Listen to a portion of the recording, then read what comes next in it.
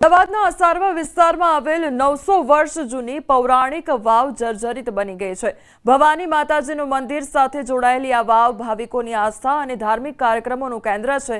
અનેક રજૂઆતો છતાં વાવનું સમારકામ ન થતાં સ્થાનિકો રોષે ભરાઈ ગયા છે। અનેકવાર પુરાતત્વ વિભાગમાં રજૂઆત કરાઈ હોવા છતાં કોઈ કામગીરી શરૂ ન થતાં લોકોમાં નિરાશા છે। આજે મોટી સંખ્યામાં લોકો બેનરો સાથે એકઠા થઈ વિરોધ નોંધાવ્યો હતો અને વાવના તાત્કાલિક સમારકામની માંગ પણ કરવામાં આવી છે। તો સતત લોકો દ્વારા વિરોધ કરવામાં આવી રહ્યો છે, તો સમારકામ કરાવવામાં આવે તેવી માંગ પણ લોકો દ્વારા કરવામાં આવી રહી છે, કારણ કે આ જે પૌરાણિક વાવ છે તે અત્યારે જર્જરિત હાલતમાં જોવા મળી રહી છે। રામનગરી અયોધ્યા જવા માટે હવે ભાવનગરના લોકોને સીધી ટ્રેન મળશે અને રેલવે મંત્રી અશ્વિની વૈષ્ણવના હસ્તે ભાવનગરથી અયોધ્યાની સીધી ટ્રેનનું પ્રસ્થાન કરવામાં આવ્યું। તો ભાવનગર રેલવે ટર્મિનસ સ્ટેશન પરથી ભાવનગર અયોધ્યા સાપ્તાહિક ટ્રેનને લીલી ઝંડી આપવામાં આવી। કાર્યક્રમમાં 3 કેન્દ્રીય મંત્રી ઉપસ્થિત રહ્યા હતા। આ સાથે ભાવનગરથી પુણે, રીવા, રાયપુર અને જબલપુર 3 ટ્રેન સેવાઓની લીલી ઝંડી આપવામાં આવી હતી। રેલ મંત્રીએ ભાવનગર, પોરબંદર, રાજકોટ માટે પણ રેલવેના વિકાસ કામોની કામગીરી અંગે પણ માહિતી આપી હતી। ભાવનગર ભાવનગરીથી અયોધ્યાને જોડતી વીકલી ટ્રેનનો આજે દેશના રેलवे मंत्री शुभारंभ कराया है। राणावाव स्टेशन पे नई कोच मेंटेनेंस फैसिलिटी 135 करोड़ रुपए के सैंक्शन के साथ, फिर सारड़िया वांसजालिया न्यू लाइन, इसका डीपीआर के लिए आज एफएलएस सैंक्शन हुआ है।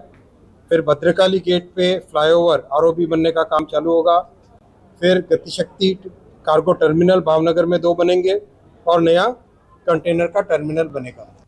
નગરમાં 10 થી વધુ સોસાયટીના રહીશો હાલાકી ભોગવી રહ્યા છે। બાયપાસથી શહેરને જોડતો મુખ્ય રસ્તો ખોદકામ પછી 1 મહિના કરતાં વધુ સમયથી અધૂરો છે।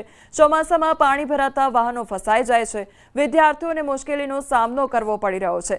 સ્થાનિકોની માંગ છે કે તંત્ર તાત્કાલિક નવીનીકરણનું કાર્ય શરૂ કરે અને કફોડી હાલતથી રાહત આપે।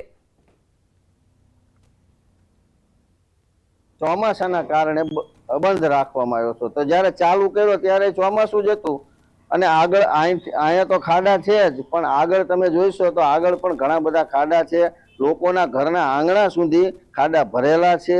અત્યારે વરસાદ નથી છતાંય આ સ્થિતિ છે। ચાલુ વરસાદે અમે જોયેલું છે 3 થી 4 જણા સ્લીપ થઈ ગયેલા છે। અમે દોડીને અહીંના જે લોકો છે એમને ઊભા કરેલા છે। અહીંયા ઘણા લોકોને ખૂબ હાલાકી ભોગવવી પડે।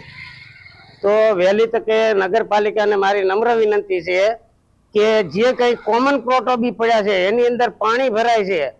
જે કોમન પ્લોટોની અંદર મચ્છર થાય છે ને મેલેરિયા થાય છે ને લોકો બીમાર પડે છે, તો વહેલી તકે એ કોમન પ્લોટોમાં બી લોકોને નોટિસ આપી અને કમસે કમ એ પ્લોટોની પ્લીટ ભરાવડાવી દેવી, જેથી કરીને પાણી ન ભરાય અને રોગચાળો ન થાય। અમને તો બહુ ગંદકી, બહુ જીવજંતુ અમારા ઘરમાં ગરી જાય છે। આ રસ્તાની કંઈક સગવડ કરો। મહાપાલિકા વાળાએ ખોદીને તો બહુ મૂક્યું હતું, પછી બંધ કરી દીધું કામ। અમારે તો માંગણી એવી છે, અમારે રોડ હરખા કરાવો, અમારે પાણી ભરી જાય છે ઘરમાં, એ બધી અમારી માંગણી છે। શહેરમાં ગત 24 જુલાઈએ ફઈ ભત્રીજી ગુમ થયા હોવાની ફરિયાદ નોંધવામાં આવી હતી અને આ સમગ્ર મામલે ફોઈએ જ ભત્રીજીનું અપહરણ કર્યાનો ખુલાસો થયો છે। ગુમ થવાના પ્રકરણમાં પોલીસે લાપતા ફોઈ અને ભત્રીજીને ઇન્દોરથી શોધી કાઢ્યા હતા અને આ મામલે ઊંડાણથી તપાસ કરતા ચોંકાવનારી હકીકત બહાર આવી હતી। યુવતીએ પોતાના ભાઈ પાસેથી વારસાઈ મિલકતમાં ભાગ મેળવવા માટે વકીલ સાથે મળી અપહરણનો કારસો ઘડ્યો હતો। પહેલા તો આ ચાલાક યુવતીએ પોલીસને પણ ગુમરાહ કરી હતી।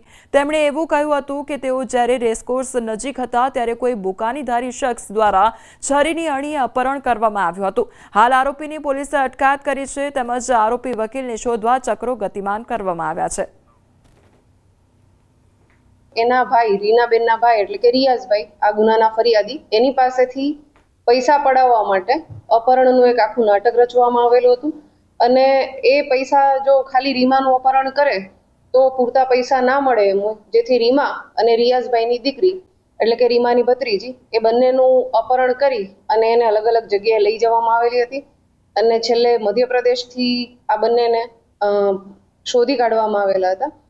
સુરતના કતારગામમાં મિત્રએ મિત્રના જ ઘરે કર્યો લાખોનો હાથ ફેરો. કુંભાર ફળિયામાં રહેતા પાલિકાના ક્લાર્કના ત્યાં ચોરી. પાલિકાના કતારગામ ઝોનમાં ક્લાર્ક તરીકે કામ કરતા વિવેક કંચનવાળાના ઘરે ચોરી થઈ. બચત અને પગારના જમા રૂપિયા સહિત સોનાના ઘરેણાંની ચોરી કરવામાં આવી. ઘરે વારંવાર અવરજવર કરતા મિત્ર કેયુર પટેલે હાથ ફેરો કર્યો તો ગોવા જઈ શરાબ અને શબાબમાં રૂપિયા ઉડાવ્યા અને શંકા જતા વિવેકે કતારગામ પોલીસ મથકમાં ફરિયાદ નોંધાવી હતી, જ્યાં પોલીસે ગુનો નોંધી તપાસ કરી હતી. પોલીસનો આખરી પૂછપરછમાં મિત્ર કેયુર ભાંગી પડ્યો હતો. પોતાના જ મિત્ર વિવેકના ઘરે હાથ ફેરો કર્યાની કબૂલાત કરતા ધરપકડ કરવામાં આવી તો વધુ તપાસ કતારગામ પોલીસે હાથ ધરી છે. સુરત ડિંડોલીમાં પોલીસનું ડ્રોનથી પેટ્રોલિંગ હાથ ધરવામાં આવ્યું છે. તહેવારોને ધ્યાનમાં રાખી સઘન પેટ્રોલિંગ કરવામાં આવ્યું છે. અસામાજિક તત્વો પર પોલીસની ચાંપતી નજર જોવા મળી રહી છે. 50 પોલીસ કર્મચારીઓ પેટ્રોલિંગમાં જોડાયા છે તો ફૂટ પેટ્રોલિંગ અને નાઇટ કોમ્બિંગ હાથ ધરવામાં આવ્યું છે. શકમંદો વાહનોની તપાસ અને પૂછપરછ પણ કરવામાં આવી રહી છે. તો 50 પોલીસ કર્મીઓની ટીમ દ્વારા આ ફૂટ પેટ્રોલિંગ હાથ ધરવામાં આવ્યું છે તો નાઇટ કોમ્બિંગ પણ હાથ ધરવામાં આવી રહ્યું છે. આ તરફ શકમંદો તેમજ વાહનોની તપાસ પણ હાથ ધરવામાં આવી છે અને પૂછપરછ પણ કરવામાં આવી રહી છે.